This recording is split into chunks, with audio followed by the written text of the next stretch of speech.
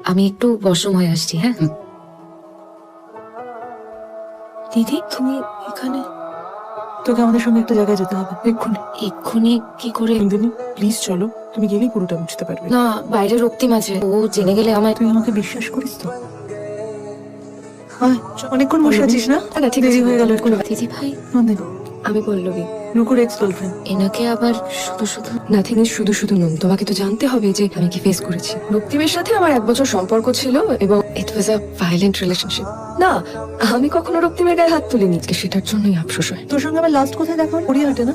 তো দেখি ওর হাতে এতটা ব্যান্ডেজ বাঁধা। জিজ্ঞেস করলাম কি হয়েছে, তো আমাকে কি অটো অ্যাক্সিডেন্ট বলেছিলি না? মিথ্যে বলেছিলাম। রক্তিম যেটা আমাকে বলতে বলতো এটাই বলতাম, মিথ্যে বলতাম। কেন বলতে মিথ্যে কথা? এত কিছু হয়ে যাওয়ার পরেও কেন থাকতে ওর সাথে? কারণ আমি বোকা ছিলাম, তাই তো রক্তিমকে ভালোবাসতাম। I'm really sorry. ওই ব্যাপারটা হচ্ছে বিশ্বাস করতো, প্রত্যেকবারই ভাবতো যে এবারটাই শেষবার, আর করবে না। এটাই করতো।